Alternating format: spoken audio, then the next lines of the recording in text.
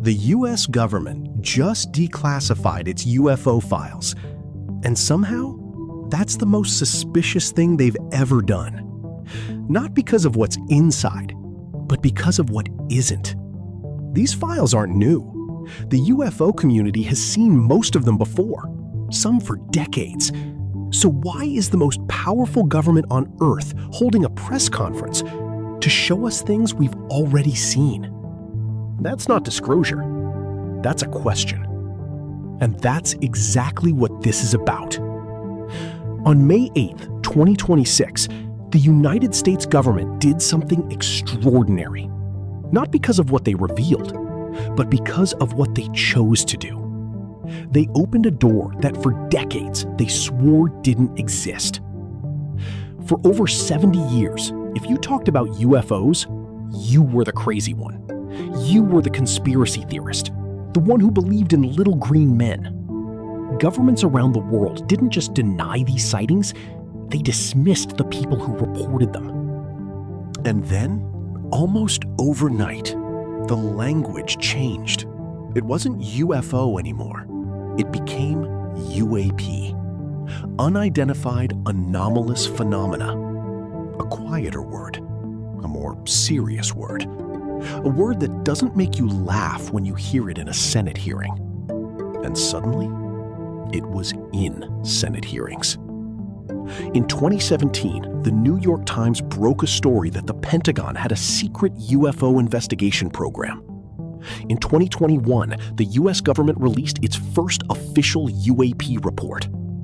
In 2023, a decorated military intelligence officer testified under oath before Congress that the US government was in possession of non-human craft. Under oath. In Congress. And the news cycle moved on in 48 hours. So when May 8th came, and the Pentagon launched a website called Pursue, and said, here, the public can now see our UFO files. Most people did exactly what the government expected. They rushed to look inside. 162 files, photos, videos, declassified documents stretching back to 1947. People spent days going through every image, every frame, every redacted line, asking, is this proof? Is that a spacecraft? What is that object near the moon? But here's the question nobody's asking. The files are not the story. The story is, why are they giving this to us now? Governments don't declassify secrets to be generous. They don't open doors out of kindness. Every piece of information a government releases is a piece of information they chose to release. Which means somewhere, there's a reason. There's always a reason. And that's what we're going to find out. On May 8th, 2026, the Pentagon launched a government website, war.gov/UFO, under a program called Pursue, Presidential Unsealing and Reporting System for UAP Encounters. 162 files went live that day, 120 documents, 28 videos, 14 photographs, coming from 4 agencies: the Pentagon, the FBI, NASA, and the State Department. The images that got the most attention were from NASA's Apollo missions: Apollo 12, Apollo 17, Gemini 7. Photographs taken in the 1960s and 70s showing unidentified objects near the lunar surface, triangular formations of faint light, objects that don't match any known equipment from those missions. There were military encounter reports from Iraq, Syria, the UAE. A senior intelligence official describing objects moving at speeds no helicopter could match, at distances uncomfortably close to military aircraft, before splitting into multiple lights and disappearing.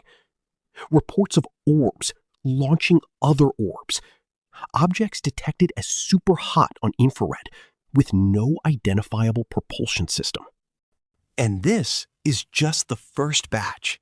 A second release is scheduled for June 7th, 2026, then more on a rolling basis with no announced end date. The government has described this as an ongoing, expanding disclosure, which raises its own questions. If there's more coming, how much more is there? All 162 files are publicly available. No paywalls, no restrictions. Because under U.S. federal law, any document produced by a government agency cannot be copyrighted. It belongs to the public. It belongs to anyone who wants to look. Here's what the headlines won't tell you. Of the 162 files released on May 8th, the UFO community had already seen most of them. The Apollo photographs, the Gemini transcripts, the Orb reports.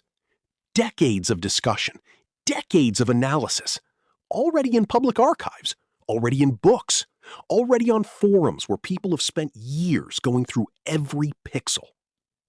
The government didn't unlock a vault. They handed us a scrapbook. So the question isn't what's inside. The question is, why package it this way? Why now? Why this? And who benefits? On the same week the files dropped, Congress was locked in one of the most contentious budget debates in years. Defense spending, social program cuts, political battles that affect millions of lives. But the news cycle? It was talking about orbs over Syria. Distraction doesn't require conspiracy. It just requires timing. And this timing was perfect. There's an old rule in crisis communications. If something is going to come out anyway, release it yourself. Control the framing. Control the narrative. Make it look like transparency instead of damage control. Whistleblowers have been testifying before Congress since 2023. Classified programs have been named under oath. Internal documents have been leaking for years. What if pursue isn't disclosure? What if it's containment? Release the old files, the safe files, before someone else releases the ones that actually matter. Governments test public reaction before major announcements. It's documented. It's standard practice. Release something ambiguous. Watch how people respond. See how much the public can handle. See what narrative takes hold. If the world barely flinches at 162 files of unresolved encounters, what does that tell them about what they can release next? Follow the money. The same week Pursue launched, defense stocks were climbing.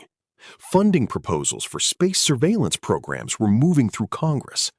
Private contractors specializing in aerospace anomaly detection were quietly expanding. An unexplained threat in the sky is the most powerful argument for an unlimited defense budget. The files don't need to prove anything. They just need to keep the question alive. None of these theories cancel each other out. All four can be true at the same time. And that might be the most unsettling part.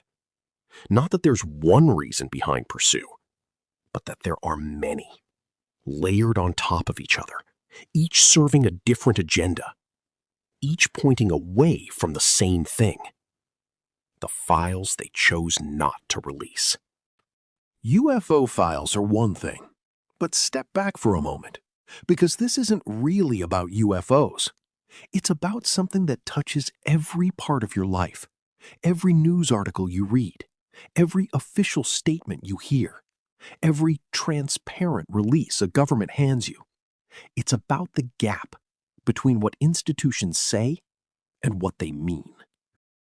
For the past few years, there's been one threat the media can't stop talking about: deepfakes, AI-generated images, synthetic voices, fake videos.